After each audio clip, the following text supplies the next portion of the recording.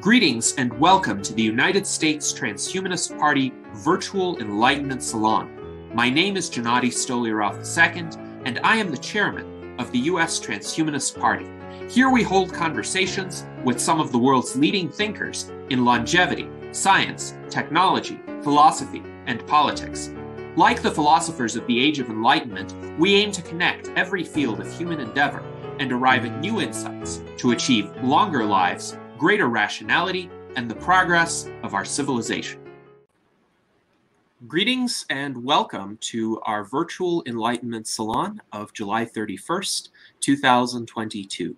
Today, we have a fascinating conversation in store for you about a new organization and new approach for supporting all of the immensely valuable work in longevity research and advocacy that is occurring today. So, to introduce our distinguished panel, we have our Director of Visual Art, Art Ramon Garcia. We have our Legislative Director, Jason Geringer. We have our Technology Advisor and Foreign Ambassador in Spain, Dr. Jose Cordero. And we have our Biotechnology Advisor and CEO and founder of Sierra Sciences, Dr. Bill Andrews. So welcome to all of our panelists. And our special guest today is Fred Zhang. Fred Zhang is a serial entrepreneur. He is the founder of Freedom Equity Properties and co-founder of Prep Scholar and the medical funding and longevity Web3 company. He graduated from Harvard University with a bachelor's degree in mathematics and a PhD in economics. And most recently, he is the founder of Longevity DAO. Longevity DAO is a new decentralized autonomous organization that uses crypto mechanisms to support longevity organizations and research. It really is a fascinating emerging concept. I had a one-on-one conversation with Fred a few weeks ago, and I was fascinated by what he had to say. So welcome, Fred. Please tell us what Longevity DAO is about and what motivated you to start this organization. Yeah, thank you for the great introduction, Gennady. So again, I'm Fred Zhang, and I'm a serial entrepreneur, and I've done a number of companies, before Longevity DAO. My first startup was back in 2000, and I guess like the backstory is kind of useful to see what motivated Longevity DAO and where it's kind of going. So the first startup that I did was back in 2005. It was funded by Y Combinator, back when it was just a dozen of companies here in Boston, Massachusetts. I went on not to do startups at that point. I went back to college and I got a degree in math and economics. And then afterwards did an online education company from 2013 to 2019, at which point I exited by kind of hiring a CEO to take over the company and kind of pay off dividends, and then did so again with a real estate company, as Gennady mentioned before. And my interest, I guess, for Longevity DAO came from two branches. One is a background branch in interesting cryptocurrencies. I first heard about Bitcoin in 2011. And like many people on first hearing about it, I thought, could this actually work? Is this just going to, like, what's the fundamental reason for it? When I first heard it, I didn't actually quite get it. But then 2 years later in 2013, when I was doing one of my first main startups, I actually thought, cryptocurrencies are a great idea for the privacy reasons, for not depending on government for everything, and a number of other things. And at that point, people were saying Bitcoin's great, but it's not so stable. So my idea in 2013 was to do a stable coin back before the concept kind of existed. Unfortunately, my co-founder at that time wasn't as into cryptocurrencies as I was. So we did the online education company called Prep Scholar instead. But I was piqued. I always thought this is super interesting, how cryptocurrencies can preserve your privacy, not rely on the government and all of that stuff. So my interest in crypto kind of started there, and my interest in longevity actually started way before that. It's probably a pretty common story for a lot of longevity, enthusiasts and a lot of transhumanists like you guys. But basically, you know, when I was 5, I found out people died around 100 or 80 or something, and I thought, okay, this must be something. I'm a kid. This must be something that happens for a good reason. It's kind of like the Earth going around the sun. It's just inevitable, and there's some mechanical process and good reason for this. And then in the ensuing decades, I realized, oh, actually, you know, there's not a great reason for people necessarily to die. That's basically the public is not putting a ton of effort into it, unlike into specific medical efforts like, you know, colon cancer or heart disease or anything like that. So in 2019 and 2020, I got quite into the longevity field myself as well. I started doing some donations to SENS, investing in longevity companies. And then last year in 2021, I kind of put 2 and 2 together, and I was like, wow, cryptocurrencies is really good at raising funding. You know, you can raise $10 billion off of funny dog pictures, and longevity is a field that really needs that funding for really good fundamental medical research. Like with just $10 million, that is to say 1/1000th of the Dogecoin top market cap or something, you can fund 10 really good grad students for 10 years in doing serious science. So I thought we can use the cryptocurrency fundraising power to help this field that is kind of underfunded. So basically, the ideas kind of came together. I spoke to a number of philanthropists in longevity. I spoke to a bunch of companies. And we played around with a number of ideas like ERC20 tokens for funding, or maybe it should be like some foundation. And the final thing that people were most comfortable with, this is both philanthropists and companies and kind of what the legal system is at right now with regards to securities laws, is basically this. It's to build a metaverse and use the building blocks of that universe, of that metaverse, to fund longevity. What I mean by this concretely is this. So for example, we can create a metaverse planet called the Cryonauts, or the Tomorrow Bio planet. And then within this planet, we can create 10,000 characters, 10,000 NFTs that we sell off to the public for $100 each. With this sales of $100 of 10,000 NFTs, we can raise $1 million real dollars for Tomorrow Bio, which is actually a German, Swiss-based biostasis company. You know, they are actually going to freeze people and use state-of-the-art technology, even beyond and above Alcor, to kind of do cryostasis. So it'll help their R&D, and it'll also create a metaverse at the same time, because you'll have these collectible NFTs. Along with these collectible NFTs or characters, soon the metaverse will have land, it'll have property, it'll have tools. So you can create one planet to kind of fund one organization. We're also going to create our second planet. It's called Lifespan Legends Planet. It's going to fund an organization that you guys might have heard about. It's called Lifespan.io. It's the Keith Comito is their president, and they do a ton of great stuff, from getting people to invest in longevity companies to public advocacy. They have the Alliance for Longevity Initiatives, where they do lobbying to make longevity more of an important point. And I think this is kind of near and dear perhaps to the heart of the U.S. Transhumanist Party, because there's that intersection there where you guys are trying to use U.S. politics to kind of empower transhumanism as well. So that's kind of the second planet we're creating.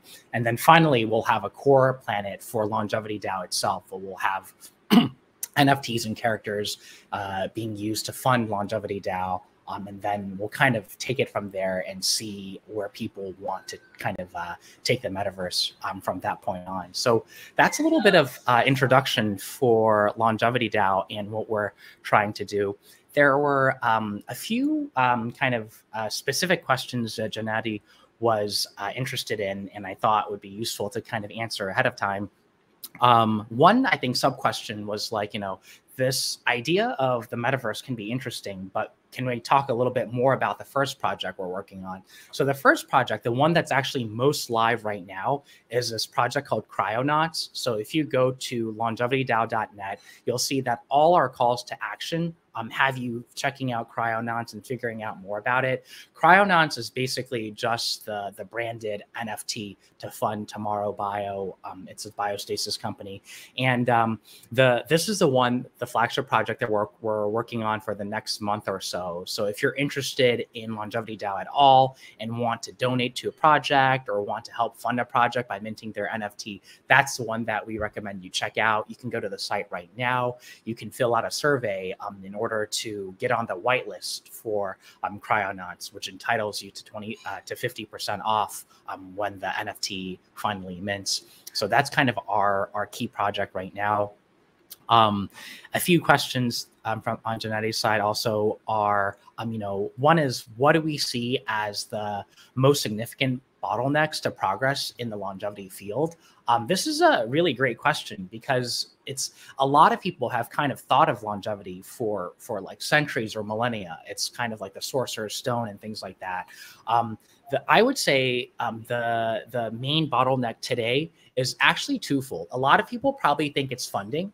Funding is still up there. Like, it's still really underfunded. You have the National Institute of Health that's funding, heart disease to the tune of $100 billion or so, or on the hundreds of billions of dollars scale. You have the National Institute of Aging that's also putting hundreds of billions of dollars into aging research. But most of aging research has kind of been co-opted by Alzheimer's research. It's not really what we call longevity research anymore. So basically the upshot of this is that there's a lot of medical funding there, but very little of it is going into longevity funding. So I would say that that's still a pretty important area for us to focus on, is to get more funding there. But we're actually doing much better in the longevity field in the last 4 years on the funding side. I think it's because a lot of people who are being more enlightened into the progress that we've had there. So you have Larry and Sergey from Google starting Calico with about a little less than $1 billion. Same thing with Jeff Bezos and Altos Labs. And also there's a lot of large donations from the crypto space as well, not to name names, but people who are in this space actually know quite a few names that are big into it. Although Vitalik, I think, is pretty openly public about it as well. So there's more and more funding going in. I would say actually the biggest blocker these days is the number of smart people in actual bio space entering the field. So you have brilliant, PhDs in biochemistry, MD PhDs, and so forth. And I think a lot of them are being inculcated in what's kind of the standard path of medicine. Okay, you're supposed to do heart research. There's NIH funding to do genomics research. If we can get more of these people's attentions to go into longevity research, I think we make way more progress. The fundamental science for longevity is more or less there. This is kind of like Nick Bostrom's fable of the dragon tyrant. Like, I think the progress in DNA technology, in induced pluripotent stem cells, and all of that in the last 10 years has made longevity a very realistic goal on the 1 or 2 decade front. ¿Me puedes traer un bolígrafo y un papel para escribir? Fred, okay. Please proceed. Sorry. Basically, what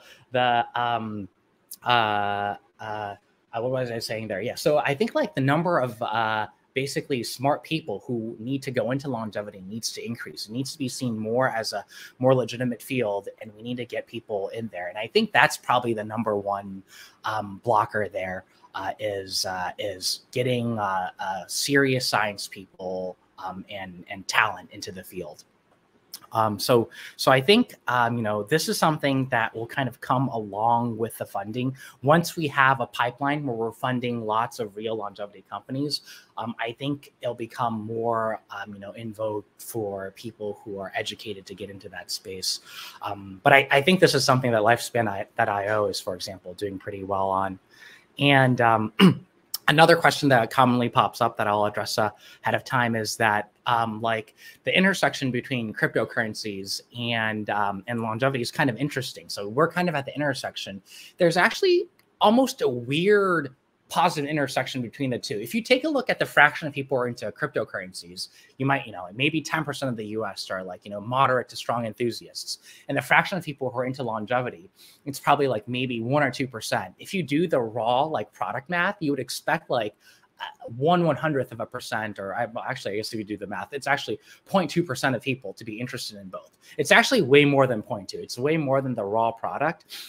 And I think it's because there's like actually a strong like positive interaction between the two fields. And it's that they're both outside of the box field. So cryptocurrencies, when it first started out in 2009, with Satoshi Nakamoto and so forth, it was kind of really outside of the field of traditional finance. You have to be kind of an outside the box thinker to be in it. Likewise for longevity. Like if you kind of take the establishment for what they are, you'd be like, oh yeah, we probably can work on heart disease and improve age, like life expectancy by 2 years. To think we can get to 1,000 years or 200 years or even 20 years, I think it's outside the box thinking.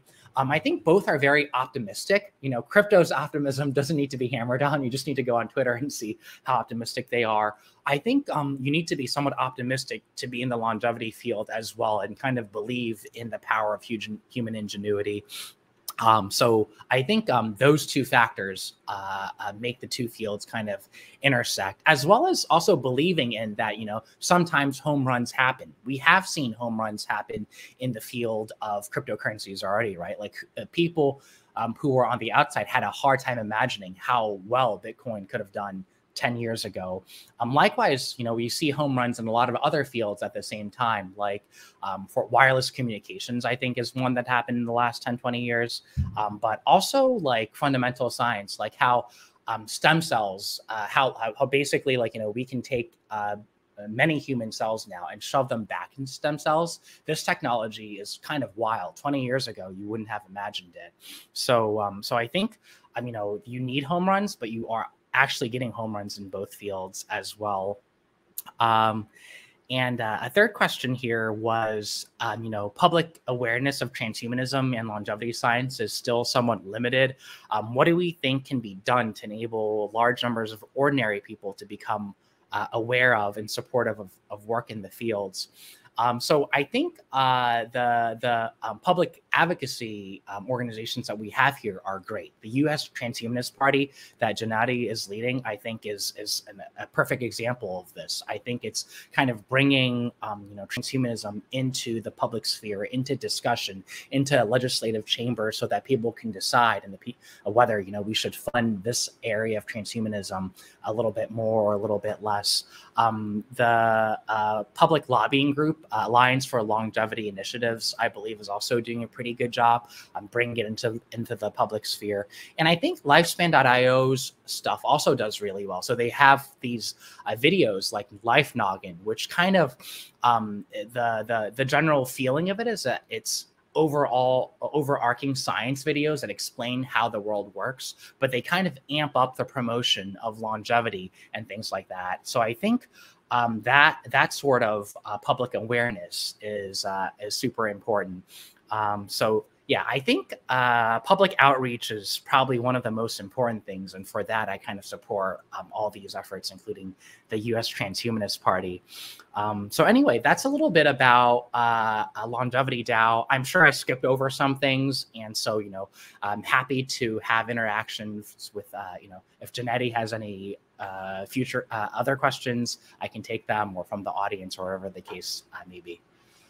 Yes, thank you very much, Fred, for these insightful comments and for addressing the initial questions that I had for you. There is an audience question which I think is fitting to address here, just to give a primer to those of our audience members who are not as familiar with the crypto space. So Mike Lazine wonders, what is a good example of an NFT? I know you mentioned Cryonauts being a project of Longevity DAO. So this seems to be a good example. But if you could elaborate a bit more on how NFTs work. They are a relatively recent innovation, so perhaps not all of our viewers have seen them yet.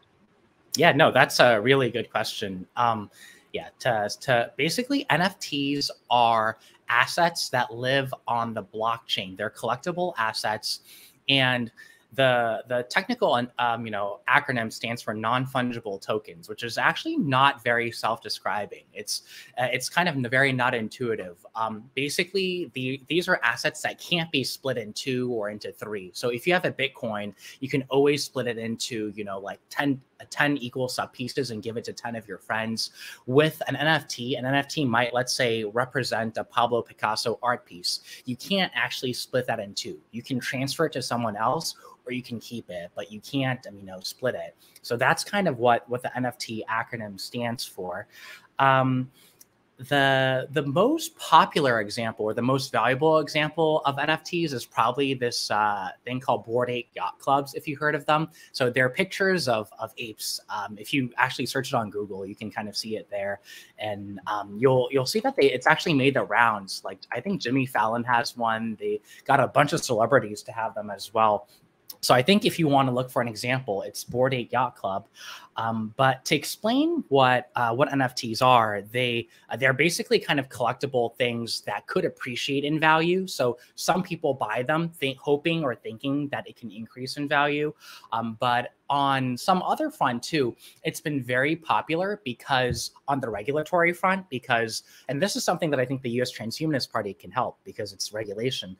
On the token side, like with Bitcoin, with Ethereum, and there's another longevity DAO called, or longevity type DAO called Vita DAO, where they issued Vita tokens.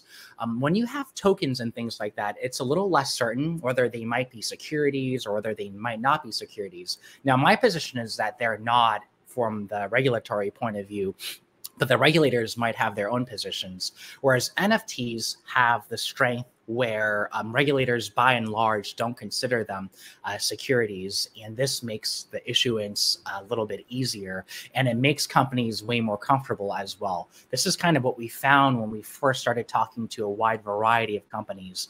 We were trying to go to legit medical and companies like Tomorrow Biostasis and saying, hey, can we use crypto to help fund you? And a bunch of them weren't quite sure whether they would want to work with tokens specifically. So the NFTs kind of provide a way to do this with that sort of regulatory strength. Although hopefully with the U.S. Transhumanist Party campaign, we can enable both tokens and NFTs and many other combinations from that point of view as well. And I think the great thing about NFTs is that it meshes really well with this metaverse concept that some people are pushing to. So, the most famous or infamous person who's believing it now is kind of Mark Zuckerberg, who is, turned his entire company's Facebook from social media to metaverse. I think this is giving a lot of people like us in the cryptocurrency space or the crypto space a little bit of heartburn, because we don't like to see one private company control the future of the metaverse or the future of brain computer interfaces, whereas NFTs kind of provide a bridge to doing this with open blockchains. So all these NFTs that are being mentioned now are going to be on the Ethereum blockchain, which means that it's open. Anyone can build on it. I can interact with Bored Ape Yacht Clubs and give each, Bored Ape a banana. You can give them, a banana peel, and someone else can give them barrels. Like, you don't actually have to pay money to Mark Zuckerberg or anyone to kind of interact with this metaverse, which is why NFTs, especially on the open blockchain, has been so popular. Yes, thank you, Fred, for that explanation. And Jason, you have some questions along these lines to delve into the concept of NFTs and also the idea of a distributed autonomous organization further. Yeah, first, I think it's interesting how you said they can't be split, but I'm wondering, can they be added to? Like, if you use a picture inside of another picture, can you make another NFT that is like larger includes the original, or if a picture, you use a picture inside of a video, can you make then another FT of the video that includes all of the other, NFTs of all of its materials? Yeah, absolutely. Yeah. Absolutely. So your question is like, can you build upon a base NFT? If you own an NFT picture already, can you make a video from it or something? Is that kind of the main question? Yeah, and then have an NFT of the larger product as well, and have it include the earlier NFTs. So theoretically, can you have like an NFT for a film that each one of its pieces were NFTs of pictures or something, or pieces of film, and then the final film is a larger NFT that includes all the pieces. If so, I could see how there could be a very interesting ecosystem where artists would then be encouraged and have incentive to collaborate with each other. If I had this little piece of film, I would want you to use it in your larger film, and then so that's actually a great question, Jason. Like, I'm so eager to answer it because you actually got it within 2 minutes, whereas it took me like hours of talking to NFT people to get to that point. But you're absolutely right. You can do this. So you can have one NFT, and the entire idea is another artist can build on top of it, like do like a mashup or something, or kind of, do a variation of it and then sell it again. And then this is actually like in many ways a win-win, because that second artist rides off of, let's say, the popularity of Bored Ape Yacht Clubs or Cryonauts, and get some popularity because this is based off of something recognizable. And then the base NFT also gets value because it's like, oh, other people are referring to it, right? Like the songs, the pop songs or the hit songs that people are remixing actually get some cred from other people doing that remixing too. So this is already happening, actually. You have Bored Ape Yacht Clubs, and another project decided to give all these 8 pieces of land to live on and yachts to live on. Like basically they created a metaverse with 2,000 plots of land. 10,000 went to the Bored Ape Yacht Clubs. So then the people who are the original Bored Ape owners can say, hey, you should participate in this land space. It's kind of cool. And then on the other hand, so the original owners benefit, and the second project benefits from being connected to the first.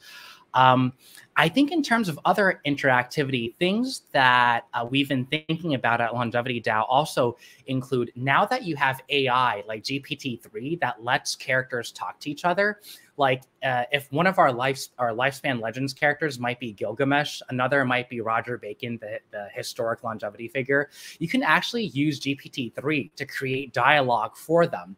And then you can use some of these DALL-E, generative art pieces to create some art based off of them too. And that can be a new NFT. So if you own both of the base character NFTs, you can shove them into a machine and then get a new 30-second video scene with a dialogue, and that one can be a new NFT as well. So it's like CryptoKitties, but instead of just creating another kitty with the 2 CryptoKitties, you actually can get a new scene and so forth. You already see a lot of mashups and collaborations between artists on NFT space. So I think it has really rich potential with artist creativity. Yeah, that's how art is. People like to think that, oh, they're all original artists, but no, you mash up stuff that you've seen. That's how art works. We all, pull on what we like and, mix it up and throw it out there again, So it'd be awesome if we can have built right in the system to where there's ways where we're incentivized and it's a win-win to be able to collaborate, instead of having, like Disney's, rights on their things to where it's locked up for years and years and years. And that's not good for art. Yeah, absolutely. Like the Mickey Mouse thing, or like they are, it's kind of, you know, backwards influencing copyright law, Jason, right? Like they've extended copyright law just to protect Mickey. So yeah, I think that's a great point. And this is something we hope to do with Longevity DAO as well. So Cryonauts right now is just one set of standard NFTs. They're just normal JPEGs that are going to go fund. 100% of the proceeds go fund Tomorrow Bio. So Longevity DAO, and we don't keep any of it. We're actually, if anything, donating marketing efforts. But we're hoping as the momentum for the metaverse and Longevity DAO builds, that we also continue giving these Cryonaut NFTs new airdrops. So when we actually build the land for the planet, we will give it to them. And then it's an open universe too. So if people in the US Transhumanist Party want to make an NFT for the transhumanists, you could, you know, give some to some of the Longevity DAO current owners, or we can have a collab NFT project where we sell a set of NFTs that funds both. So yeah, the mashup kind of theme is really strong here. Yes, thank you, Fred. And this does set forth a number of intriguing possibilities. I wanted to follow up with a brief question from Mike Lazine, who wonders, would in-game items for video games also be considered as NFTs? My understanding is they could be structured as such if they are put on the blockchain, and then it's possible to have a video game where the characters could have customizations that are structured as NFTs. Is that correct? Yes, that's absolutely right. Yeah. Basically, in video, the ideas are in the metaverse in the future, the vision. I mean, there are many versions of the metaverse, but in many standard visions, all the objects there, like swords there, can be NFTs. If you have, like, you know, a car in there, it's an NFT. And the idea for the NFTs too is that they could be transplanted between different games. So there are some, I'm not sure if it's Valve or some Unity ecosystem games where you can already buy like a gun in one of them, or a really cool sword in one of them, and you can take the sword with you to different video games. So if you earn it by leveling up to level 60 in one, you can go to a second one and you can still have that sword. Although, of course, the 3D rendering engine in the second game renders it slightly differently, and it has different, you know, they have stats that need to be compatible with that game.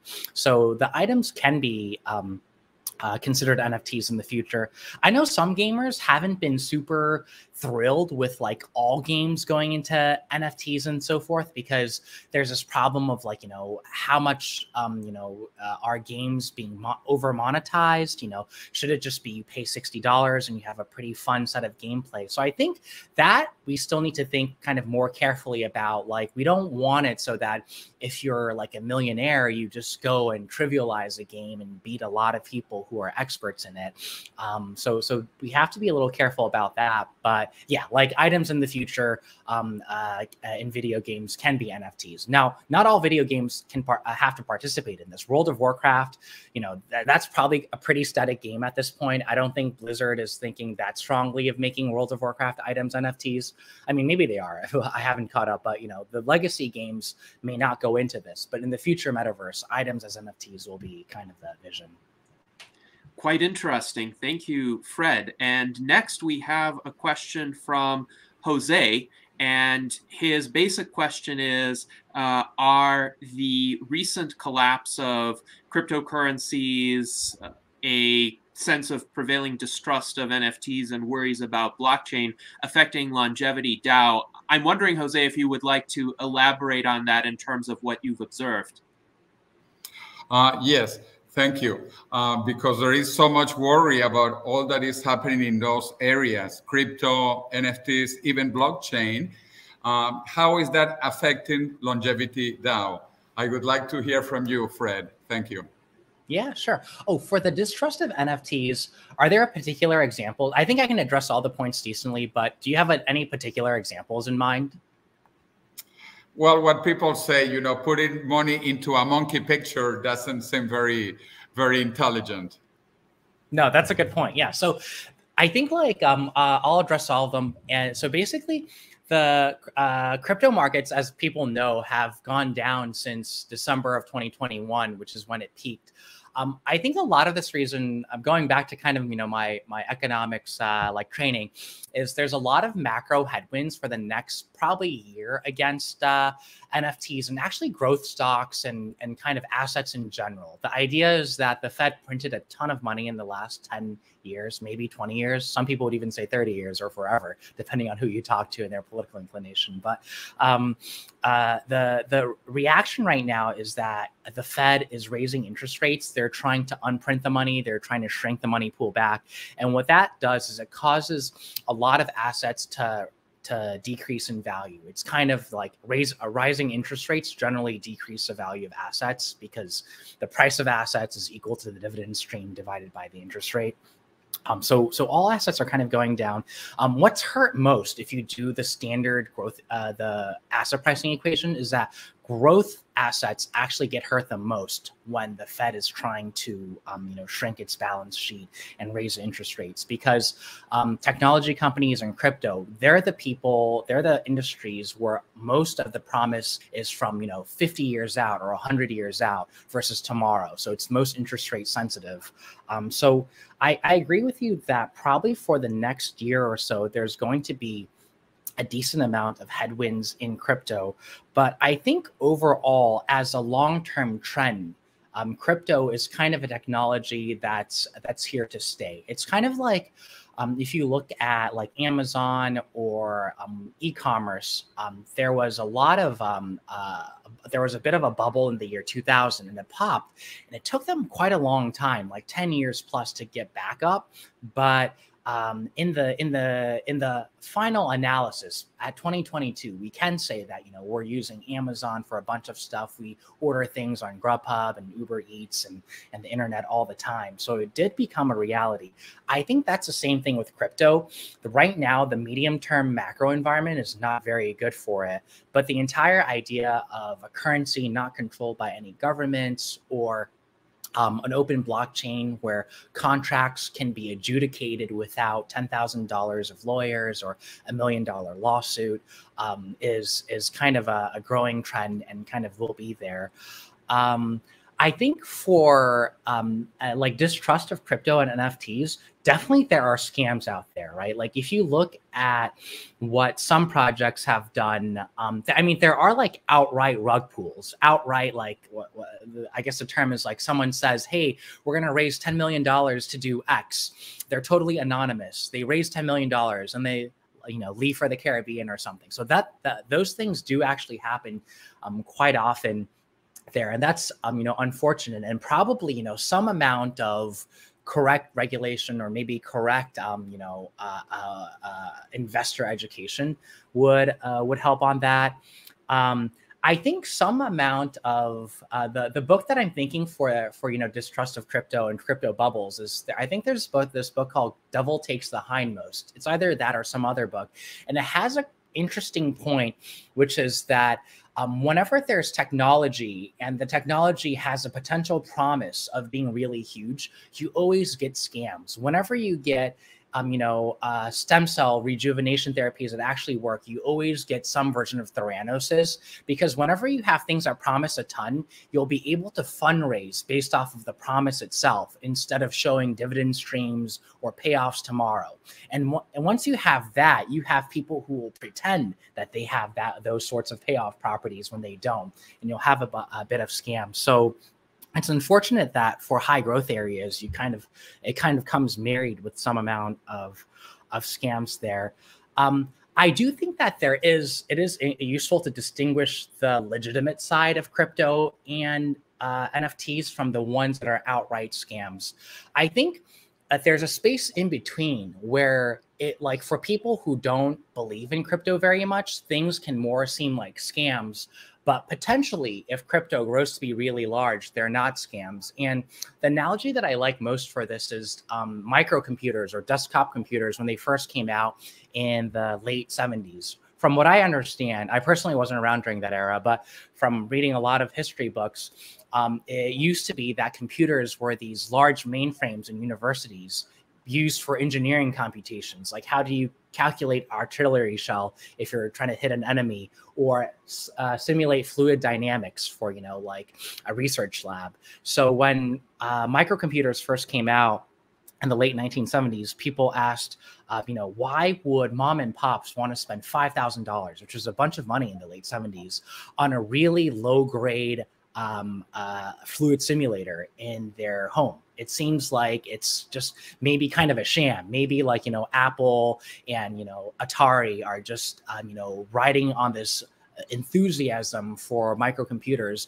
which can't do anything for the average mom and pop, but they're scamming them out of like $5,000. And to some extent, those first $5,000 desktop computers might have been scams, in the sense that it might have been fun hobbyists who bought it and then never did anything with it. But then, like 5 years later, came spreadsheets, and then a few years later came word processors, and a few years later came email, and those ended up becoming useful. And I think that's where crypto is right now. I think there's a bunch of people who are saying, oh, there's the EOS is going to be the new operating system of the blockchain. And it's hard to completely tell who's earnest and which ones are kind of, you know, the legitimate versions of apples that 10 years later will be the backbone for something really cool and utilitarian, and which ones are scams. So I do think that being aware of total scams and earnestness of the founders is important. And yeah, I guess that's kind of maybe where it settles down, is if you talk to the founders, I think many of them are very earnest, and you can clearly see they believe it, the vision. And then there are still some where in some private conversations, you can tell they're a little bit like, yeah, let's just make a bunch of money. Who really cares what the long-term implications are? And I think that is probably a good lead to you know, avoid scams. And so yeah, I think and in terms of how it affects Longevity DAO, clearly, like for the launching of our cryonauts, which is going to happen in the next 2 to like 8 weeks or so, if you know, the crypto prices go down a bunch and there's not that much enthusiasm, we'll probably need to hold it for an extra couple of weeks. But our internal feeling is that we're not going to wait for like the absolute peak, you know, the once in a 2-year peak in order to launch cryonauts. We think that in some ways, since we're kind of an earnest effort and we're here for the long haul, launching even when it's kind of in the middle of things or even in the bear market can be a plus, because the people who come on in are true believers. Like, there are people who really believe in cryostasis, and then when the market recovers, everyone kind of wins together. So that's kind of our view for how it affects Longevity DAO. But hopefully, I don't went on a slight tangent there, but hopefully that gives some view of my view of, like, you know, what's legit and what's not, and how it's kind of affecting Longevity DAO. But those are very important points to kind of you know, address what the scams are in the space as well. Yes, because you know that, for example, even people like Bill Gates, Warren Buffett, or my MIT professor who later got the Nobel Prize, Paul Krugman and Bill Gates and Warren Buffett, you know, they say this is a scam. Really, there is no economic value at all behind cryptos or even NFTs and blockchains.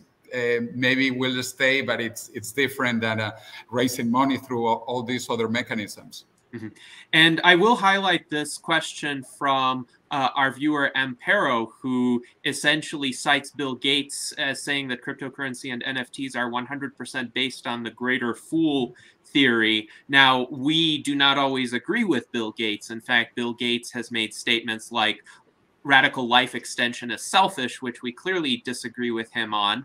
But he has made some valuable contributions to medical research and other areas of research and development throughout the world. So I do think it's worthwhile to formulate a response to this kind of assertion by Bill Gates. What do you think, Fred?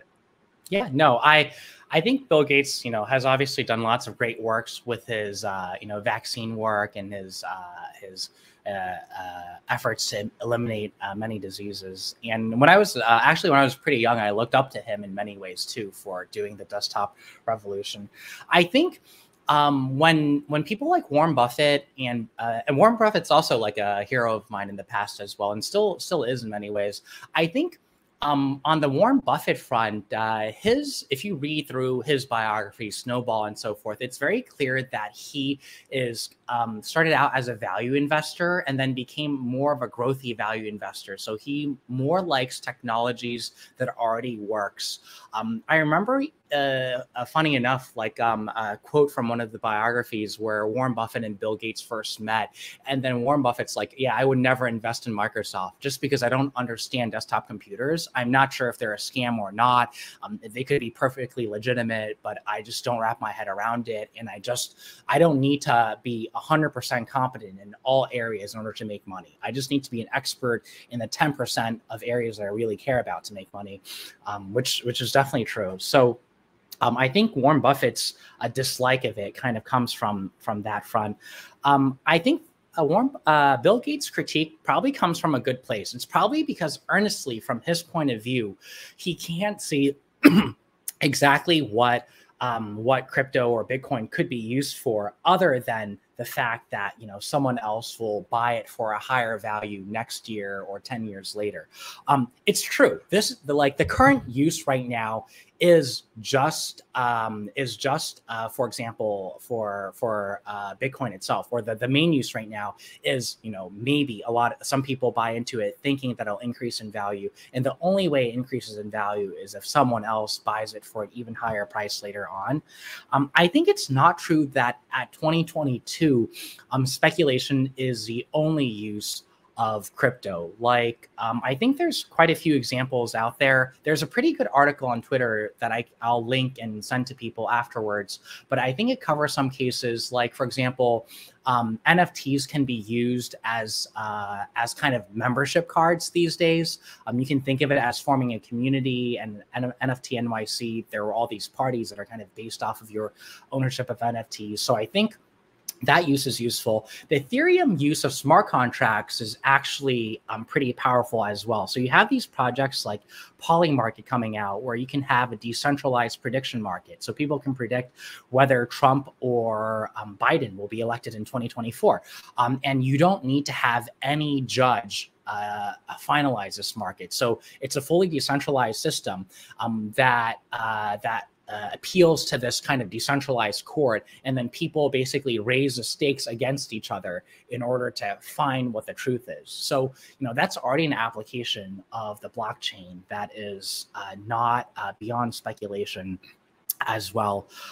There are these cool other blockchain-based projects like OpenBazaar, and there's some competitors to OpenBazaar now, where you can kind of transact items on the internet, buy and sell stuff like Amazon, except you don't need to pay Amazon a 10% fee, because you can use the smart contract functions to kind of escrow goods as you trade them. So I think there are these emergent properties coming out that show that it's not just speculation that's driving it, but because at the very beginning of any technology, the technology is kind of crappy and there are not a lot of good applications, it's easy to round that off to, oh, this is just hype and this is just a bunch of hobbyists doing microcomputers, or it's just speculation. So I can see why he comes from that direction, but I disagree that it's just going to be pure speculation in the long run.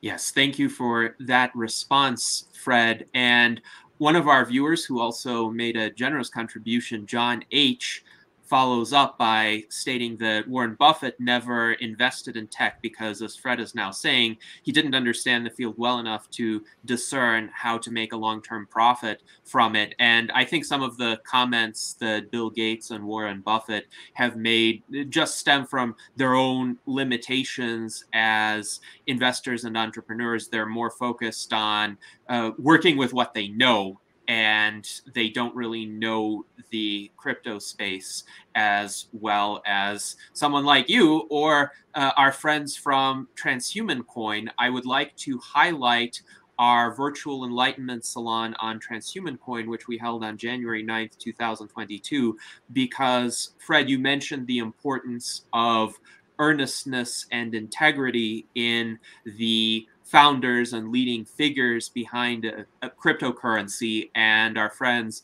Peter Zing, Elise Su, Charles Owuzi, and Art Ramon, who assists with Transhuman Coin, are examples of such individuals. Transhuman Coin just had its 1-year anniversary, and one reason why I'm hopeful about its future is precisely because of the people behind it, because the people behind it are genuinely invested in transhumanism and the pursuit of longevity. So I wish them all the best, and I hope that cryptocurrency grows and thrives. Also, I wanted to highlight another virtual enlightenment salon that we did even more recently with Mark Hamalainen of Less Death. This is a new organization. They just held their longevity summer camp in Nevada City, California. And the reason why I mention him is because he has also focused on this bottleneck that you identified, the bottleneck of talent, people who are skilled in biology and biotechnology heading into longevity research as opposed to the conventional research pathways. So Mark wants to create a space where these individuals can meet and exchange ideas and discuss their career prospects. Now, Bill, you have a question with regard to Fred's selection process for organizations that he invests in. So, Bill, please go ahead and elaborate. Well, I actually wanted to bring the conversation back to curing aging, because I think that's one of the main principles here of the of this venue. But we're spending a lot of time talking about cryptocurrency. I'm a scientist. I want to cure aging. I don't understand business very well at all. I do not understand cryptocurrency very well. I have no idea what an NFT is, or some other words he used. But and I don't want to get into knowing how to do all that stuff. What I'm very interested in seeing is that those people that are in the know of cryptocurrency and stuff that are saying they're going to try to raise money for curing aging or longevity, whatever you want to use, terms you want to use. How are they actually? What are they doing? How are they finding who to invest in? Because what I see is a lot of projects getting investments that are really just great. They're marketed really well. They're getting a lot of press releases. The scientists involved really aren't scientists. They're really more businessmen that are looking for ways to make a lot of money off something. But the real scientists, if you have a scale spectrum, you have at one end you have the scientists that are really focused on trying to cure aging. They're not good businessmen. They're not good marketers. They're not good at writing business plans, things like that. The other extreme, you have the businessmen that are really just thinking, how can I get a good return on my investments and things like that. And then they tend to be the ones that get most of the investments when they start getting a little bit into science. So I'm just wondering, in terms of you raising money to cryptocurrency, forget all about the cryptocurrency. Let's say after you get the money, how are you actually finding who to invest in? Are you just investing in people that come to you? Yeah. Or are you actually going out to find out who the good scientists are out there at the academic labs and stuff like that really need the money and they're really doing something that could cure aging? Are you making any effort to find those people? That's my question. Yeah. No, that's actually a really great question. In building Longevity DAO, we did like a ton of customer development. We talked to like a bunch of companies, but also a bunch of like people who are in the, like Aubrey de Grey and friends who are in the longevity space, and also philanthropists. The funding, finding good funders, like what I'm hearing is like, basically there's a gap between people who are good marketers and people who actually have the right ideas that are good approaches for longevity. I think that's definitely true. We, in doing a lot of the beginning customer development, there was a bunch of pushback against necessarily using DAO voting, like anonymous internet DAO voting for funding, because there was some fear amongst some like scientifically minded philanthropists that this would get people who are really good snake oil salespeople to like, raise a bunch of money, especially in crypto, right? Because crypto, you have people who range the spectrum from being really expert to really not. And then, like if someone says something like really salesy, you might get people voting mostly for them. So I think that is definitely one problem to address. The way that I'm aiming to address it right now is the top one is to kind of have a committee of scientists, so people who like know the science well, and that committee can be more weighted towards for the investments. So instead of kind of like a representative democracy instead of direct democracy, that's one thing that I think can help. The other thing that people who are investors in the field have mentioned, who are scientifically minded, is that even with committees and even with like, you know, groups of people, you'll get like a lot of groupthink. If you have like 10 strong scientists, you might actually, if you need like their votes to invest in a longevity company, you might just rebuild like a NIH Junior. Like they would want to invest in the same consensus plays that are everywhere, Bill. And one thing that I thought could be a nice twist on things is, instead of having a committee where you have 10 brilliant scientists that need to, you know, pass 8 out of 10 to invest, you do something like random serial dictatorship, where you get 10 quirky but smart scientists who are part of the investment board. And then round one is, you know, scientist one investing in what she thinks is the most, you know, like innovative, but also quirky and underfunded idea out there. So those are two prongs that we think we're thinking of to kind of address the investment efficacy problem. Now, I know I didn't answer your question, which was like are we going out there, or do we have approaches to kind of figure out like scientists and like, you know, poach scientists from good labs and get them into longevity? I would say, honestly, right now, we don't have any outreach plan. So you almost have to be a C corporation already. Like if you're like a very smart professor at the Albert Einstein School of Medicine and you're already doing something really cool, but you're not thinking about monetizing it or making it to a C Corp or fundraising, we haven't gone out to approach you yet. But I've actually, so Mark Hamilanian was mentioned recently. I've talked to Mark a number of times, and I think something like Less Death could be actually a nice bolt-on for Longevity DAO. I think he's working on a lot of efforts, like how do you get talent into the field? How do you get professors who didn't even know that they wanted to start a company to start a company? So once, you know, an organization like his convinces smart professors that they should make a C Corp and do a safe equity round, then Longevity DAO can step in and provide funding on that fund. So maybe that complex helps. But I'm not sure if that answered your question, Bill, or maybe do you have any suggestions? We're kind of still at a nascent stage, so maybe you have some particular suggestions on good ways to do that. Well, for starters, the committee idea is the thing that I thought came closest to what might be a good idea. But the problem, a lot of funding organizations do have committees, but the committees are made up of pretend scientists or scientists that actually failed at being a scientist, and so they try to become a businessman as a way of surviving. And they call themselves scientists. So the hard part is trying to find that committee, put together that committee, because the scientists that committee selects aren't going to be any better than the scientists on the committee if you don't put together a good committee. So it's like trying to find people that really know the science, that really can actually not just say what is their favorite. You'd mentioned that you have a committee that people say, what do you think we should invest in? What does person A think we should invest in? B think? Do more than that. Actually, be able to explain exactly why this would be a good investment from a scientific perspective. What makes this science really good and likely to actually come up with a way to cure aging instead of just another natural product put on the market as a supplement? Okay, because that's what most investors seem to want to do. They want to turn a really good scientist, and sometimes when you talk about that really good scientist, you want to have him make his own C Corp. Well, I think first of all, you should make a C Corp, or the investor should make a C Corp. Leave the scientists doing science, because that's what they're good at. Don't get them involved in making C Corps, but get them involved in doing the science. But then don't try to change them. Like this is what happens when I talk to investors a lot. They want me to stop what I'm doing and focus on putting some natural product on the market, putting my name on it, endorsing it, and making them a lot of money. And then we'll get back to your science years from now. You know, that kind of thing. And that's I think that's very non-productive.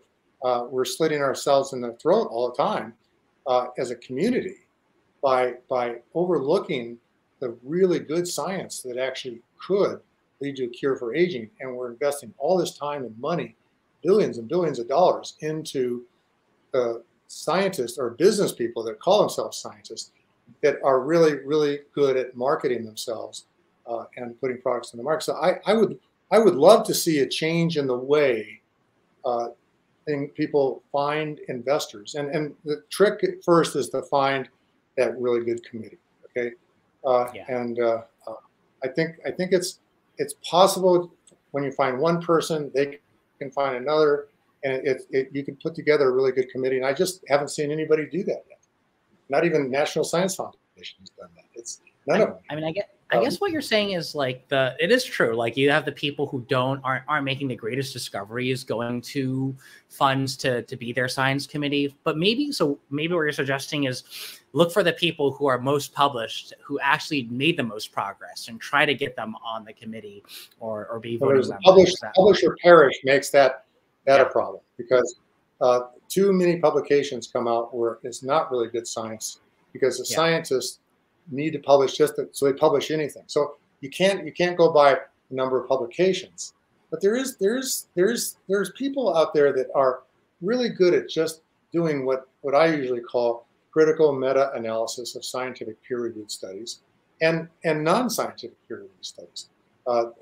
Just to really figure out what's real and stuff like that, and put together a plan of where to actually put the funding if the goal is to really cure aging, or if the goal is really just to make a lot of money. That'd be a whole separate place to put the money. But whatever. It's like I don't know. I encourage you to figure out a way to put together a committee of some type that would be able to make a really good judgment, and I would be happy to help with that. Yeah, no, that actually will be very helpful. We're still assembling the science as well, so we'll definitely reach out for that. It sounds like what you're saying is the good meta reviewers could be the right people to go for versus the publishers. You know, the recent Alzheimer's scandal and so forth. So that's definitely true. The meta reviewers typically just read the papers and conclude the summaries. So you got to do what's called critical meta analysis. Okay, which means you've got to read each of the papers. You've got to understand it. You've got to find the flaws. You've got to be good at statistical theory. You've got to be good at logic. You've got to be good at data analysis, and be able to find that these papers are actually misleading because the authors of the papers didn't really understand what they were doing to begin with. So it's like figuring, so getting people that are good at critical meta-analysis, not just meta-analysis, is what's critical. Yeah, that makes sense. And I totally agree with you there.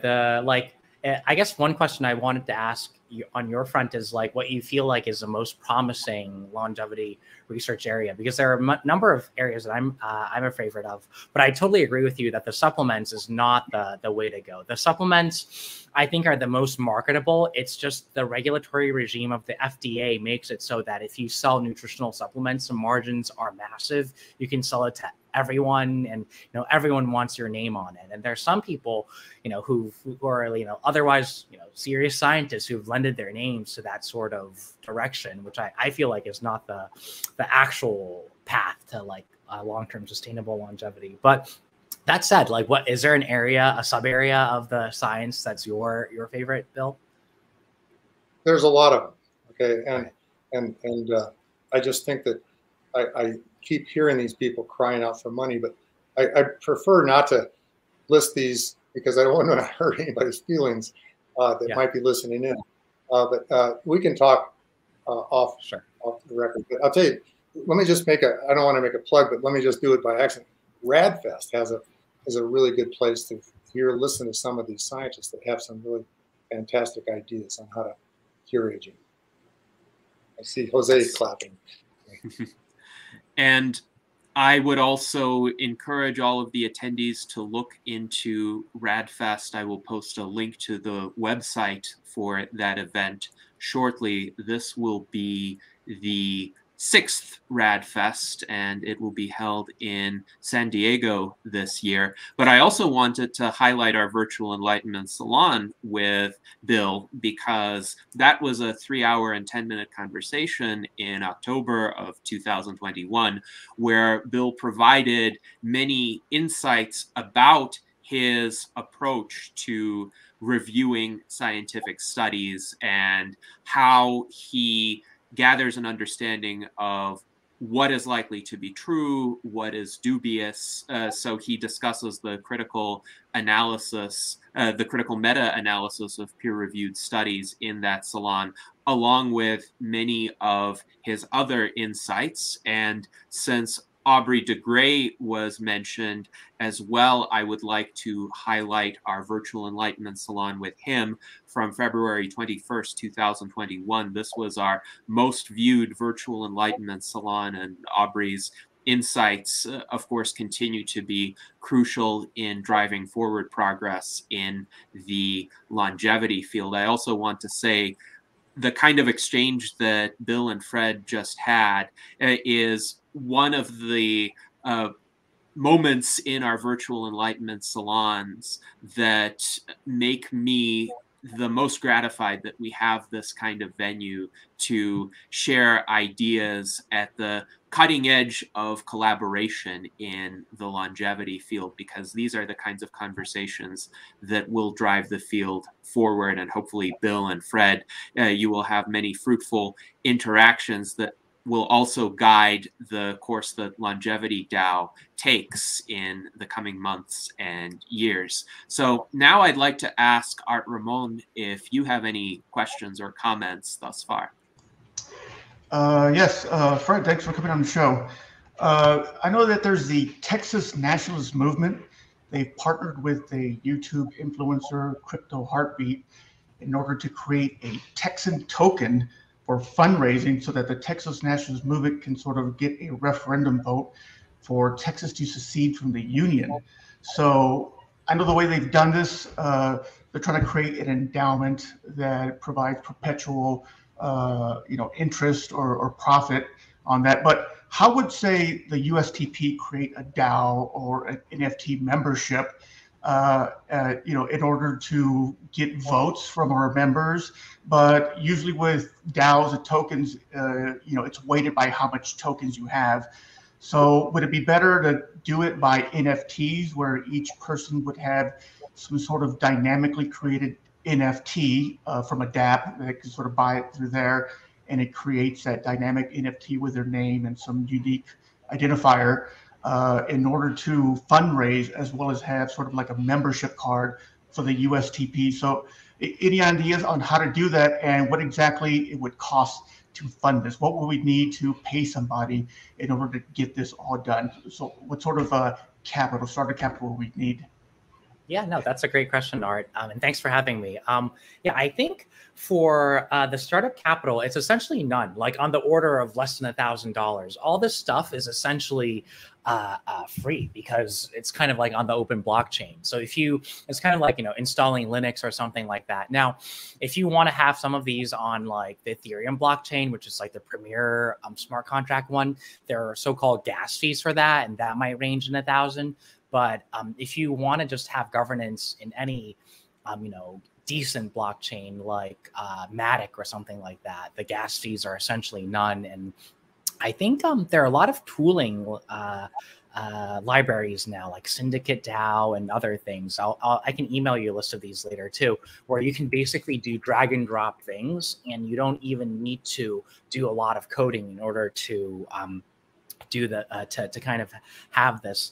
Now, I think in terms of like as a U.S. Transhumanist Party, like I think you guys probably are specialists in governance in some ways. So like one idea that people have had about voting and things like that is like these so-called soul-bound NFTs. So some people have asked, like if each NFT gets a vote, in what situation do you want to have people buy votes, right? Like, so like if you have mobile NFTs, the problem might be like if you're really wealthy, then you can vote like, 20% of the shares, which some governmental type parties may not want, but there are these technologies called soulbound tokens. So tokens where you can't necessarily sell it to someone. It just marks this wallet as this is the Fred Zhang wallet. This is the Jose Luis wallet. This is the Art Ramon wallet.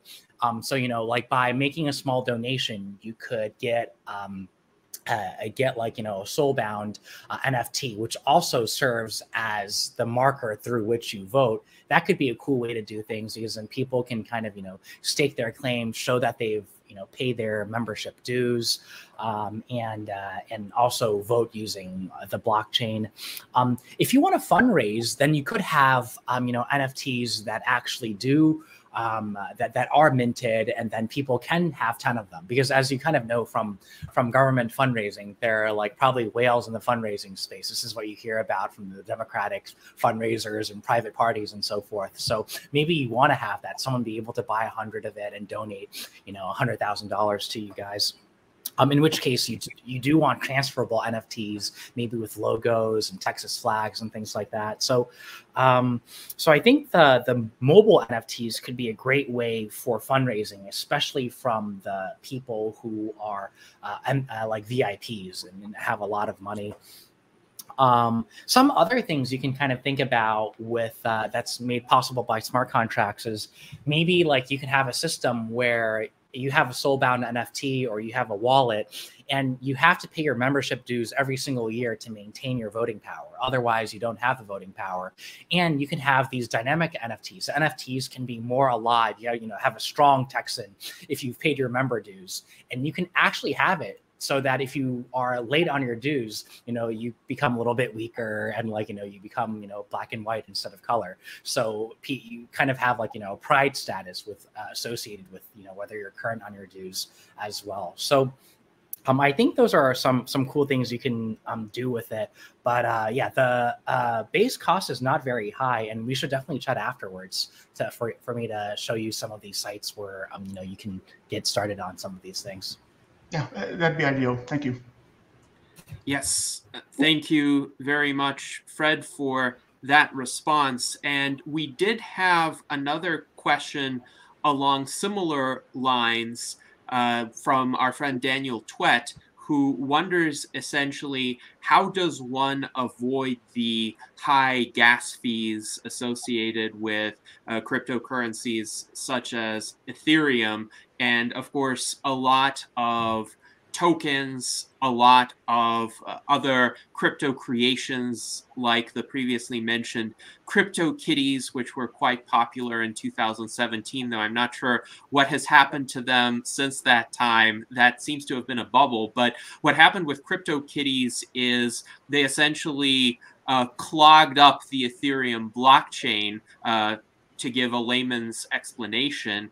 And there were a lot of these high gas fees associated with them, which may deter the formation of more advanced mechanisms on the blockchain. So how does one get around that kind of problem? Yeah, the gas fees are absolutely a problem on Ethereum. Like you have these NFT mints, and when they happen, basically gas is the price you pay for a transaction. So sometimes you'll have a very popular NFT come out, and for 2 hours, all the transactions happening on Ethereum are people minting it. The blockchain can't process anything else. It can't process any other smart contracts, trades, or anything else. So it's a real problem. And then the fees are not small as well. So for the people in the audience who aren't used to it, like during a mint rush, you might have something where a mint transaction, which should cost $5 or in the past even $2, will cost $50 or $200. And they become quite unaffordable to many people, probably most people. And the easiest way to avoid it is to use a blockchain that doesn't have very high gas fees. The current one that's most popular for NFTs, depending on the way you look at it, is Solana or Matic, the Polygon chain.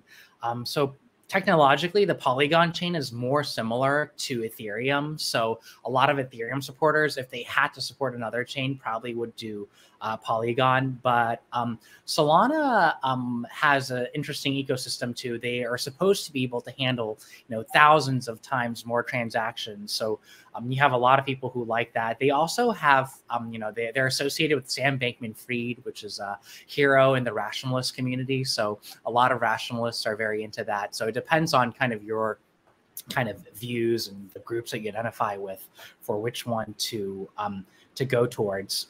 And in the long run, my personal belief is that probably in 5 years, the gas fees will be somewhat relieved by the fact that Ethereum is going to shard. So they're supposed to, turn into like 64 and maybe even hundreds of more different shards. So they're supposed to be able to handle a lot more capacity. So I think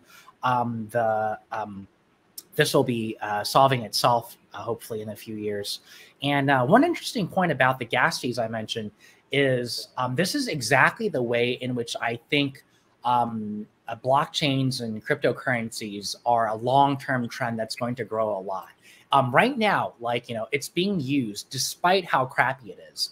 And this is like a trend with a lot of beginning technologies. I'm not sure if you remember the first iPhone or the first Android phone, but I bought it in 2008.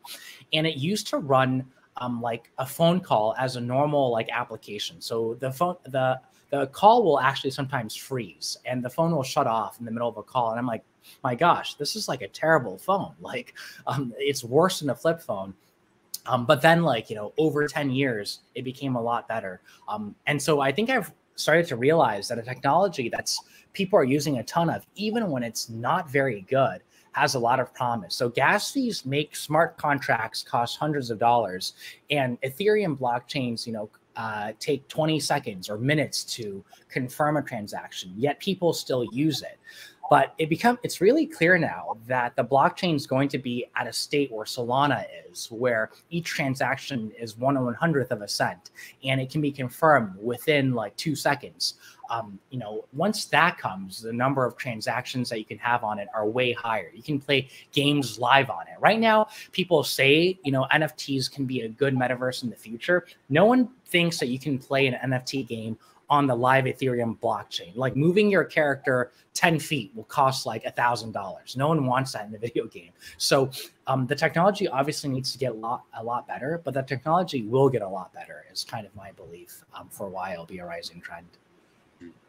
Yes, thank you for that answer, Fred. And I definitely hope that you are correct that with the progress of technology, some of these high fees can be counteracted. There's a similar problem with, for instance, Bitcoin, especially during boom periods for Bitcoin, when the fees per transaction could exceed $50, and then it would make no sense to use Bitcoin to actually purchase goods or services, which was the original rationale for Bitcoin as articulated by Satoshi Nakamoto and the early adopters. And indeed, hopefully, platforms that do not exhibit this problem of high fees can become more prevalent, as you mentioned. Now we have another question from Jose Cordero. So Jose, please go ahead. Okay, Fred, very interesting all that you are saying. We are learning a lot, and we want to learn more about Longevity DAO.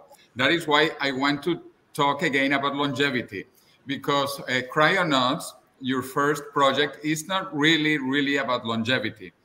It is about cryonics, and I believe in cryonics. Actually, I am organizing a conference on cryonics in November in Madrid with Tomorrow Biostasis. Emil will come to Madrid to talk about Tomorrow Biostasis and cryonics, and I imagine also what he's doing with you with Cryonauts. But cryonics is a very small part of longevity. And if you look at my back, because you speak Chinese, you will see my book. I wrote a best-selling book in Spanish, which is called La Muerte de la Muerte in Spanish, which means the death of death in English. And it has come out in several other languages after Spanish, Portuguese, French, Russian, Turkish, and now it's coming out in Chinese with the name Eternal Life. Because you can recognize the two Chinese characters, Eternal Life, and the subtitle, The Death of Death. So my question is exactly about that. Why do you begin with cryonics when there is so much going in real longevity, like Bill Andrews was explaining? And Bill Andrews is doing great work on telomeres and telomerase. And there are also other new technologies, a lot happening with senolytics, for example, or cell reprogramming, as you know. So that is my question. I invite you to come to Madrid for our cryonics conference with Tomorrow Biostasis. Yeah, thank you. No, I'll take a look at my calendar, and I actually mean to make it to Europe one day, because I actually work with a number of companies there that are in the longevity space. First, and congratulations on the book. I love the title, by the way. It's kind of like a fun wordplay, right? The end of death. So the death of death there. So yeah, I think the question you have is a good one. Like, you know, why cryostasis as like the first step for Longevity DAO? To be like clear, on my personal point of view, the favorite approach I personally have, I mean, I'm kind of for Longevity DAO in the long run, the approaches that it will fund will be, you know, governed by the decentralized system or its board of scientists. So it won't have any bias or anything like that. But from my personal point of view, my favorite longevity approach actually is replacement biotechnology. So this is Jean Hebert's work and John Schlendorn and so forth. The idea behind their work, as you might know, is basically, you know, you can take a human cell, you can push it back to a stem cell and then grow body parts using it, and then replace your own organs using that process. And it seems to me that that's like the most promising way, or one of the many promising ways of getting to rejuvenation, because you're literally using your own young body parts that won't or will have minimal rejection transplantation risk to kind of go into your own body. So that's actually my favorite. But the question, and I'm investing personally a good amount into those efforts. You know, why not start there? Why do cryostasis?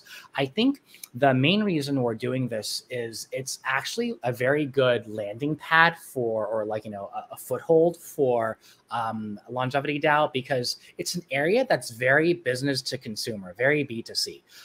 There are a lot of people who are members of Alcor right now. Tomorrow Bio has a very active member list, which is how we were able to promote Cryonauts a bit at the very beginning too.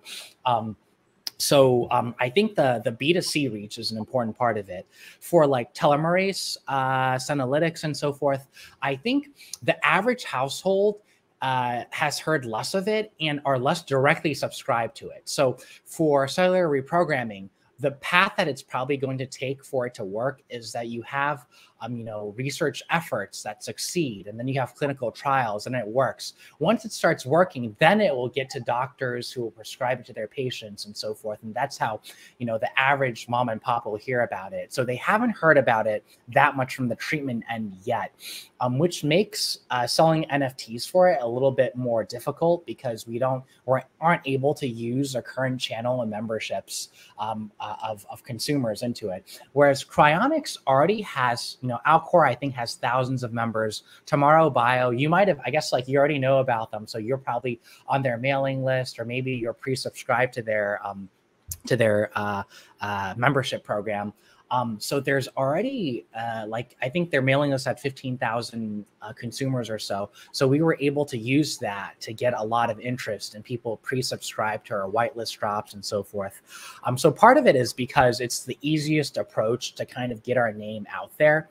And I do kind of think that their approach could be a useful, like, complement to the longevity one, in case, you know, certain longevity technologies aren't ready in time for older members and so forth.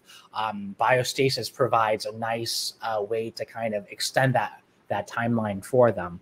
But I agree with you that it doesn't directly solve longevity for you. In fact, it probably injects a little bit of risk in the entire process, because then you need to be revived and have that put forward. But the short answer is because it was the easiest approach. And I think Emil's also a fantastic person to work with. He's a true believer of cryptocurrencies, its fundraising power, and just kind of, as you probably know, like really optimistic and, you know, like willing to try anything and very supportive of kind of the longevity DAO efforts as well. I think he was also very happy to put in things like perks, like the tickets to biostasis conferences and our one free body freezing. Oh, here's our little plug for Cryonauts, by the way. One of the 10,000 NFTs, maybe less, will actually have one free body freezing. So one of them will be a legendary NFT. She'll have all sorts of cool gear and stuff, and then, you know, that will come with a 400,000 euro value of free body freezing there. And if we don't mint 10,000 NFTs, we still will give away one of them. So that's kind of a nice reason for it. But we're hoping that the main reason you would mint Cryonauts NFTs to help Tomorrow Bio. But anyway, yeah, that's the answer, is because it was a very receptive and easy place to start. And what is the range of money that you think you can raise for Tomorrow Biostasis? In which order of magnitude are you thinking about? Oh, we're aiming for millions. So each NFT is going to go for around 0.1 ETH. So right now that's around $170. Selling out 10,000 of them would raise $1.7 million for them. And obviously they're giving away a $400,000 or 400,000 euro prize. So they'll be able to net on the order of $1 million. And this isn't kind of the end all be all. Even if the mint is a little bit less, there are trading fees. So when you buy and sell NFTs, usually the marketplace people go to is OpenSea. OpenSea will give 5% of every trade back to the original organization, which in this case is Tomorrow Bio. So you have a lot of NFTs like I think CryptoPunks was this. CryptoPunks minted for free, and then all their revenue comes from trading fees. Goblin Towns also does this. They minted for free, and they made $10 million off of trading fees. So we're hoping for a good mint, but even more so, we want this project to kind of take off so that the trading fees continue funding Tomorrow Bio. Tomorrow Bio has also, in addition to 100% of the raise going to Tomorrow Bio, they've pledged at least 50% to novel R&D, because I think cryonics is a space where there's been some progress in it, but there needs to be a lot more research for how revival works and so forth. Like they've made, I think, rabbit's kidneys. You probably know a lot of these details too. Rabbit kidneys have been revived. They've revived animal brains and show that there are neural signals in it. Still, after a long freeze under liquid nitrogen, but a lot more needs to happen before you get a human to be reanimated. So they're putting in a bunch of the funding to research as well. Yes, thank you, Fred, for that response to Jose, and you also answered Nathan Boyd's question about the free cryopreservation that investors, purchasers of the NFTs have a probability of being eligible for. Now, Jason has a few more questions, and I understand, Jason, you have one question for Bill as well. Perhaps we can start a conversation on this subject. Yeah, I really liked Bill's angle that he was getting at, and how there might be this disconnect between what the scientists need and the money that's being raised, and how does this get connected. And I was thinking that it would make sense if maybe the scientists were the first link in the chain, where they were spelling out what we need to do, and then the marketing and the digital people like us could come along and make the NFT for the task that needs to be done, or for what research or whatever. So I was wondering, Bill, if that's a possibility, that would the scientists be able to like sort of categorize what needs to be done, and then the marketing people can come behind them, maybe? Is that a possibility? Well, a lot of them have done that.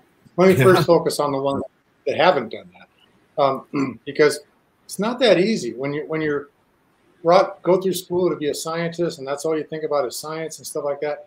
Somebody comes and says, put together a budget. That just freaks them out. I mean, boy, I don't know how. Like most people gotten their degrees, went to school, got a PhD and stuff like that. They worked in the lab doing research. Most of them never, ever had to worry about where the money came from, because it was the major professor who was running the lab that wrote the grant that raised the money. And then they hired scientists to come in and just told scientists to do their work. And usually the money wasn't like limited. Okay. And so it's not something that scientists get trained in. And I think it's a bad idea to try to train the scientists to do that, because they're good at science. Keep them doing the science. Get them working with business people that can work with them to do all that other stuff. But the business people keep asking the scientists to put together financial reports, business plans, things like that. They're not trained in that. That's not good. Now, that said, let me go to the people. There are a lot of scientists that have done that, but they're still not very good at marketing themselves. Okay, they're not very good at standing on a stage and giving a presentation that a layman audience would understand. And they know it, but they just don't know how to do any better. And so it's like you got a lot of problems. So I always look, the investors need to become more proactive, get more involved in trying to learn the science, understand the science, not just accept things that some scientists are telling them is true. Check it out, make certain it's for real, or get a committee like we were talking about that is good at actually figuring out what's real and not real. In fact, what's real, not real is the title of one of my Yahoo presentations that's somewhere floating around on how to really figure out what's real and not real.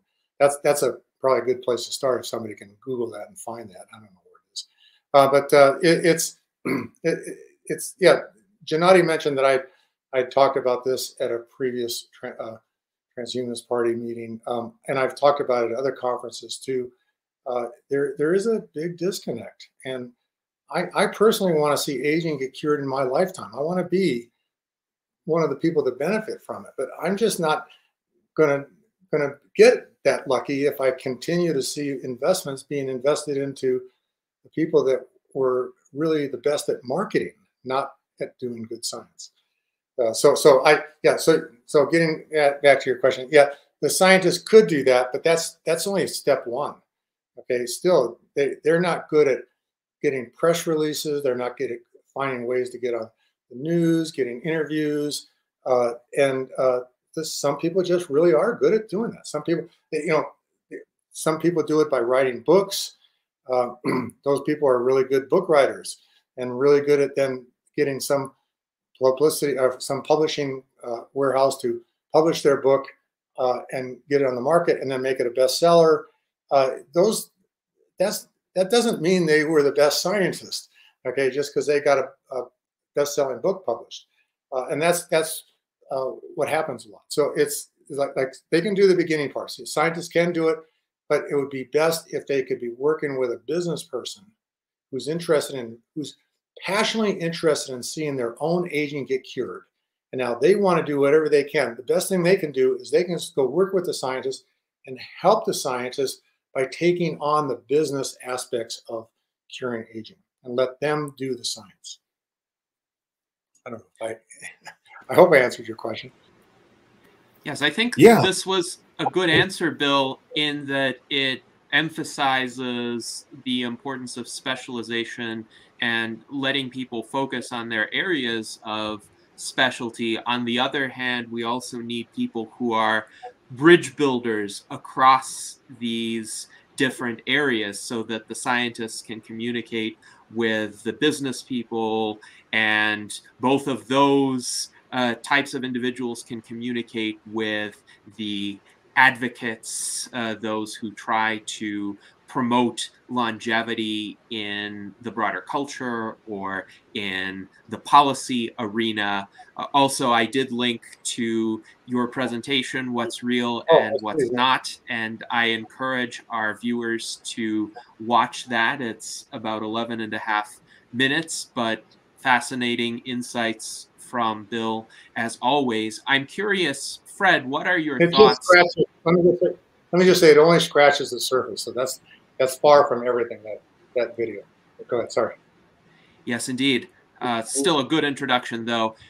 And I was curious with regard to Fred's thoughts on this conversation in terms of what do you think is a good modus operandi for the interface between scientists and business people? Obviously, Fred, you are a serial entrepreneur, so you know the business side of these kinds of organizations very well. And on the one hand, we want the scientists focused on the research. On the other hand, we want to translate that research into products and services of practical significance to the general public so that their aging can be cured, as Bill pointed out. So what is a good approach to harness both of those skill sets and have them work synergistically? Yeah, no, that's a good question. Actually, on the lab side, I had a follow-up for Bill as well. And then I guess I can go towards answering that question. Now, Bill, do you feel when scientists, like if, obviously they need to, like, if they want to get funding, they need to either partner, sell to the public themselves or find a business person who can sell. And they're not, preset at being good at presenting financials. But do you think most scientists, if they were to receive funding, then they know how to operate? Like a lot of them, they are the PIs of their labs, right? So they know how to hire good grad students, how to scale up their organization if they had a bunch of cash? Or do you feel like even that part is something that they could use a COO for, like a PI who's used to working with 2 people? If he gets hit with $30 million, he's like, how do I actually use this to parallelize our research so that I can scale it up 10x faster? Or do you feel like that's something that they need help on, or not really once they have the money? If you gave a really good scientist unlimited amounts of money and told them that they never had to publish anything and they never had to they have no teaching requirements or anything, they could just, morning, afternoon, evening, everything, just think science. That scientist would cure practically everything there is. Okay, that's what I think a really good scientist can do, but they don't get the opportunities. That's great. That's music to my ears, because you don't need like the COO level. Like basically, with the cash, then they can kind of operate well their ways. So I think with that as the answer, then I guess to go back to Gennadi's question, like in terms of the interfacing, then probably it does require more figuring out which scientists actually have the right approaches. So that critical meta theory, theoretical approach is useful. So I know that Mark and Aubrey de Grey have been huge on these, because that's kind of the core thing that Less Death is targeting. They want to get more talent into it, figure out the right scientists to bring into the fold, and then pair them up with business people who can kind of get them that funding, who can reach out to the crypto world, reach out to, Laura Deming's longevity fund or whoever it may be, and get that scientist a ton of money for that research. I actually, now that Bill has mentioned it, I've seen it, in effect successfully many times. Like the Jean Hebert endeavor that I'm funding myself, I know that he has a business backer that's kind of his business advisor, kind of a very smart guy in the crypto world, which is why we got talking there. But it sounds like that sort of pair off makes a lot of sense, that there needs to be kind of an organization that identifies these talented individuals in the science space and matches them off with business people. And hopefully Longevity DAO can play a good role in that. I think at the beginning, our strength will be providing funding, which hopefully is a good thing. But I think we're very, very cognizant that we don't want to go the route of being a platform where like supplement, vitamin D sales. I mean, vitamin D is great and all, but vitamin D salespeople can, like mark up their wares and call it a longevity cure or something. So I think we would want to go into that road in the future. Yes, indeed. And I wanted to highlight also our Virtual Enlightenment Salon with Jean Hébert on replacing aging. This happened on April 11th, 2021. Great conversation, and I'm pleased, Fred, that you are supporting Jean's work. He is always a wealth of insights. Now, I think this is a good opportunity for us to go around the panel and get some of the concluding thoughts of each of the panelists, and then we will move into the final remarks and observations by Fred. So let's start with Jason Geringer. I know, Jason, you've been quite engaged in our internal chat, and you have a number of ideas for how Longevity DAO can help the broader longevity and transhumanist community. So please go ahead and state any other thoughts that you have on this. It kind of occurred to me that some of the problems in science maybe could be started as from the scientists, and then they could maybe in the future, when there's a metaverse, make a virtual real estate for that problem. And then the NFTs make up, like the bricks and the facade, and then when the problem's finished, there'll be this virtual monument to that problem and how we fix it. Actually, I was wondering, I had seen that H+, Humanity Plus has a H+ DAO, and I seen it in Deep Funder. Or Deep Funding, which is on the Sway platform, which is another thing that you might possibly be interested in looking into, Fred. It's a platform that sort of helps decide what proposals to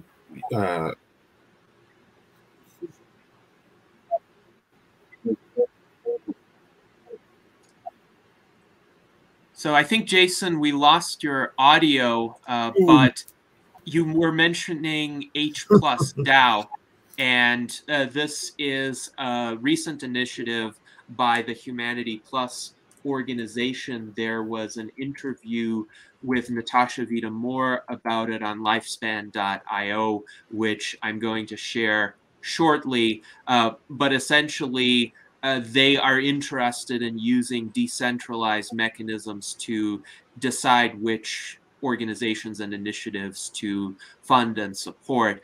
Fred, I'm curious if you're aware of H+ DAO and what your thoughts on it are. I haven't researched them yet, actually. So this is really good to have on my radar and the platform as well. I will definitely look into them. And on Jason's comment for the virtual bricks and so forth, that's exactly kind of our thoughts, is that basically it's a planet or a building per project. So in some ways, the users in the crypto community can decide how much to fund each project by. And we were also thinking of some cool mechanisms, in case the company does really well. So if it's a nonprofit, then obviously it's a nonprofit. But if it's a for-profit, what we'd like to do is have an organization where, you sell off bricks or land in this planet. It funds this this little LLC that makes an equity investment in the target organization. And then some efforts just don't go anywhere, and that's just science. And then you kind of have these cool bricks in metaverse as a souvenir of your a token of your generosity. But in the case that it 100x's, because that's what startups do, right? The ones that do succeed 100x. You suddenly have this org that has a way more funding. So this funding then can be rolled forward to other longevity initiatives. You can fund 100 more companies using the success of this one that did well. And then that you can fund basically 100 different more buildings or 100 different new worlds. And then the old NFT holders of that very successful world can be airdropped these new NFTs. So if you choose the right project to fund that ends up working out well, you get a lot more NFTs in return too. So that's one version that it could go. But you're very creative in this, Jason. So I'm sure you probably have other, like elaborations of it as well. But the more we can reward this sort of choosing the right project and making the metaverse richer when things go well, and the more we can fund even more projects, that's kind of the goal. Yes, indeed. Thank you, Fred, for that response. And now I would like to go to Bill Andrews and ask for his concluding remarks, particularly because we had this very interesting discussion about the desirable interface between scientists and business people. And of course, Bill, you have been the CEO of Sierra Sciences essentially since the late 2000s when you regained complete control of the company. So you've had to address both the scientific aspect and the business aspect. But my understanding is that has helped you in that you've retained autonomy, you've retained complete discretion over what your organization does. So do you think that aspect, though, is also helpful, that scientists should be in charge of their particular research organizations?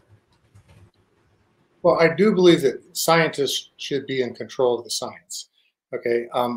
And I had some really, really great investors. I got to tell you, I probably had the best investors ever. They weren't able to continue investing, but it wasn't because of their lack of interest. But many of the investors that I had were pretty much very controlling. They would take over my strategy meetings back in so I founded Sierra Sciences in 1999, actually 1998. But in the 2002, 2010, that era, it was constant. That's when we ended up raising like $60 million. The investors, some of the investors just completely took over. They would take over my strategy meetings. They would start telling the scientists what science to do. We'd get back to the science that the company was created for later on. I started becoming aware that I don't know a single biotech company that ever succeeded in what they originally started off to do. You know, the business part of the company just completely takes it over. So yeah, I believe that having the scientists in control of science would make a big difference. And I believe that if I had been able to maintain control of the science in the 2002 to 2010 era, we would have had everything done that we wanted to accomplish. Whether we cured aging or not, I don't know, because we're still theoretical that what we're doing might work. But at least we'd have an answer. Yeah, so keeping the scientists in control of the science. In terms of my feedback, as I said, I don't really understand cryptocurrency. I'm really not a business person. I actually go out of my way not to be a business person because there's so much to do in terms of keeping up on the science and stuff. I hope that Fred and others would start recognizing that the really good scientists that really can make an effort are the ones that are getting the least funding. And it's the scientists that are really good at marketing and actually sometimes charlatan marketing that are actually getting most of the money. And that's all I have to say. Mm-hmm. Yes, thank you, Bill. And we previously briefly mentioned the Alzheimer's research fraud scandal. Essentially, since 2006, a lot of the published Alzheimer's research has been based on certain papers supporting the amyloid beta hypothesis, which ended up having doctored images inside of them, as well as other methodological issues.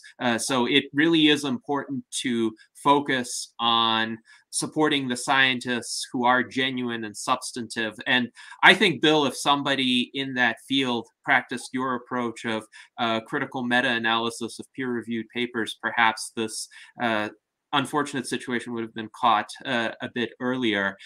But now let us go to Jose for his closing remarks.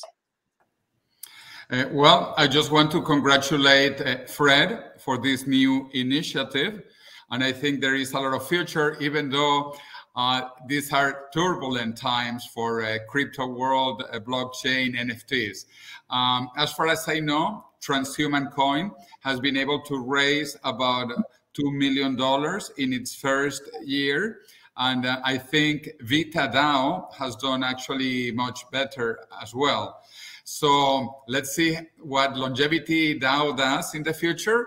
And I hope you read Eternal Life, The Death of Death in Chinese or in Spanish. I'm still looking for an agent in English, or if you know any agents or publishers in the USA. And welcome to Madrid for Transvision 2022, where we will be talking about cryonauts with Emil and tomorrow Biostasis. Yeah, thank you for the invitation. I hope to be there, and I'll actually put your book on my Amazon list right after the call. I look forward to reading it. Yes, indeed. So thank you, Jose, for those comments. And now let us go to Art Ramon for his closing remarks. Yeah, thanks for coming on the show. I wanted to ask you just one last thing. I might have missed it, but do you have a token for Longevity DAO yet, or is that in the process? That is in the process. We don't have a token yet because we're still trying. Basically, there's some guidance we have for only having a token when our project's far along enough to minimize, security classifications and so forth. But it becomes very natural if you have a metaverse filled with, let's say, characters from the Longevity DAO universe, that the currency that they transact in would be kind of the life token or something like that. So that is on the horizon, something we're very aware of and hope to have soon. Okay, and have you considered doing any sort of donation or sacrifice like other projects have done, where, for each dollar you get 10,000 loyalty points in that new token?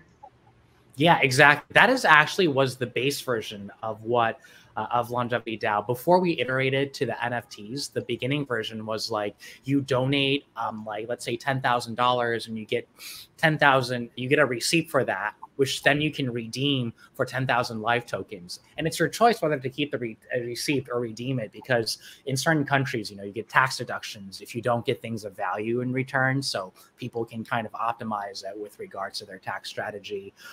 But yeah, that is actually a really cool mechanism that we hope to have. Okay, thank you.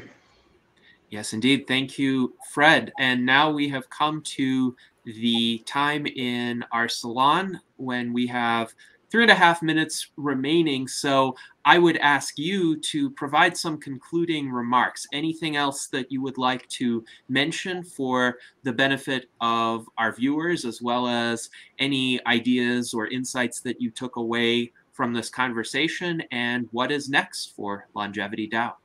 Yeah, definitely.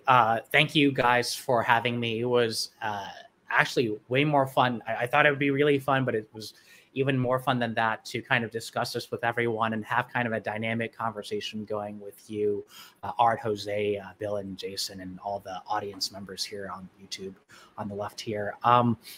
Yeah, I think what this made me more aware of is that we probably need to iterate even more on how we do the project selections in the future, because I think right now with the NFT planets or the NFT buildings idea that we're going after that kind of ties into what Jason's suggesting.